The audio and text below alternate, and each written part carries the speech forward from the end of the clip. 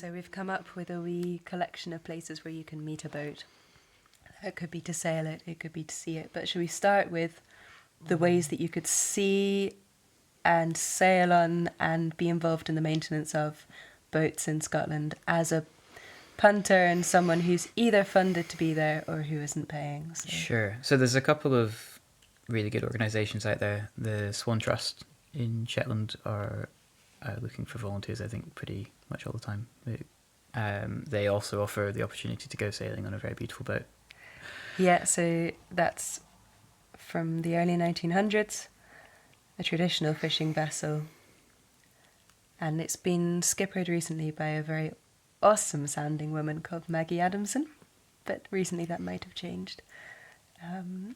Shall we move south? Yeah, sure. So you've got the Ocean Youth Trust, which are kind of based both primarily on the west coast, in Oban and the Clyde and the Clyde River. So really good organisation, especially for young people to get involved and learn about being out on the waves. Yeah, so this isn't such a traditional option. This is actually a very modern boat, but it's a really, really, really good way to learn and to be supported in the learning process by a beautiful organisation. And then as a sort of Scottish-wide project, the St Al's Skiff project is an organisation that works primarily with rowing skiffs. Is that right? Yeah, so it's a skiff plan that's been built by several communities across Scotland. In the sort of racing world, it offers something consistent that people could race. It's very connected to tradition, being a sort of clinker-built boat. But again, it's very well distributed across Scotland as a way to access the sea. And this is by rowing. Going to the east coast. Yeah, there's the Scottish Fish Museum, which we've mentioned before. They are always looking for volunteers as part of their boats club to help maintain the vessels that form part of their collection, to keep them seaworthy. So Reaper, which got a lot of has been mentioned I think a few times in the past, is something you can go and work on. Very much, and their smaller boat called White Wing, so a Baldy or a Fifey, not entirely sure. But both really cool vessels that are sailing every summer, with a very traditional rig, and to several festivals. Yes. And then there's also the Scottish Maritime Museum in Irvine, which similarly will be looking for volunteers to help maintain the vessels that they both keep on static display within the museum and in the water as well. Yeah. A really good place to visit.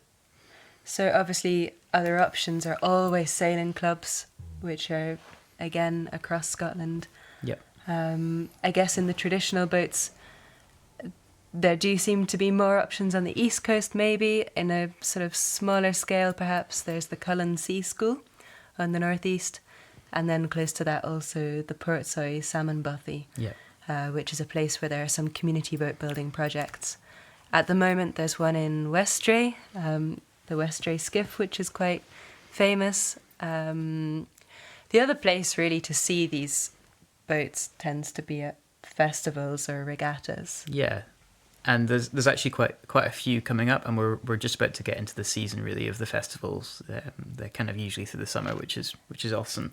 So there's actually one coming up this coming weekend, which is the Fisher Row Harbour Festival in Fife, and White Wing is going to be there, which is pretty awesome. So that's the first one on the calendar. So that's the 10th of May? That's the 10th of May. And then at the end of the month, I think it's the last weekend of the month of May, is the Rathlin Sound Maritime Festival, I think it's called. Yeah. This is not in Scotland, but it's pretty connected, pretty close. This is in Northern Ireland, in Rathlin Island, and it seems like a pretty cool opportunity to see some boats that won't just be Scottish as well. So it has a bit of a different aspect. Yeah, but a strong connection to a very broad sense of maritime heritage in that Absolutely. one. Yeah.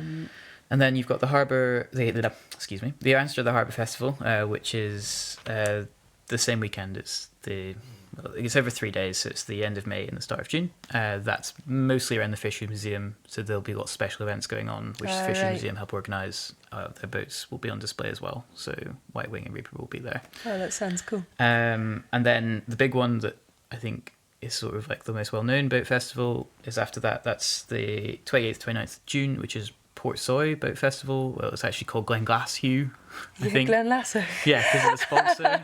I think is it a whiskey? Yeah. Yeah. So it's like one of the biggest boat festivals. It's probably the biggest in Scotland. They get heaps of boats, sometimes from the continent as well. They had a Dutch boat last year. Yeah. It's a wonderful time. There's live music. It's awesome. It's really fun. It's a really good time. There's a boat regatta on Shetland. Yeah. At the start of July, on the 5th of July. Yeah, we've heard a rumour of this one. We'll confirm what we learn as it unfolds. And then we're very lucky this year. The tall ships are visiting Aberdeen from the 19th to 22nd of July. This is a sort of once in a generation thing to go and witness. So it's pretty fortunate that it's fallen on this year.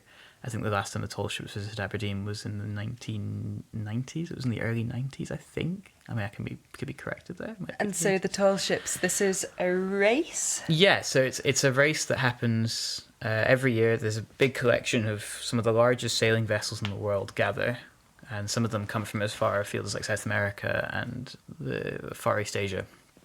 And they race on different legs around these courses, and they meet at different ports. And there's lots of events that go on with that. And a lot of the crew are volunteers as well. So there's a big drive to try and get young people involved in learning new skills as well. So it's a really great opportunity, and a great opportunity to see some really beautiful ships. In this case, mostly larger craft as well, which is a bit different to the other festivals.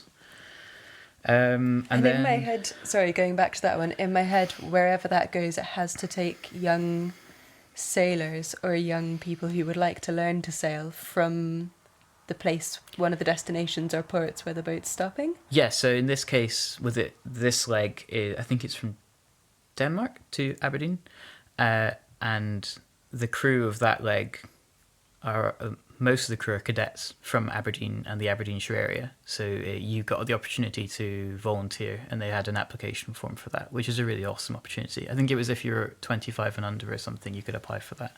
To try and encourage people to put themselves forward. And that's the past tense. Is that that's closed. Unfortunately, I think the applications for that were the end of last year.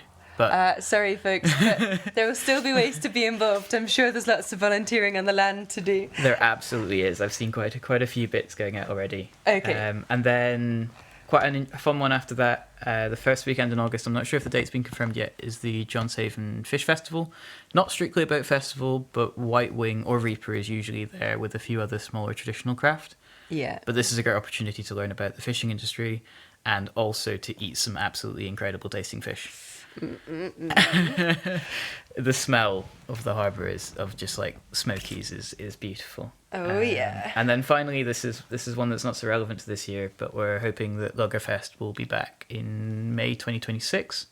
Yeah. Which is a festival held in Ullapool every 2 years. So that's something to put in your calendar.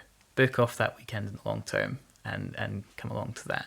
Aye, so that's probably the second weekend of May, and yeah, strong focus on the luggers, so the traditional Scottish fishing boat of the 1800s in particular, I guess. Yeah. So I think that wraps up our whistle-stop tour of all of the festivals and things you could go and have a look at in Scotland over the next couple months. There are many things we've missed. If you know of any of them, please do let us know.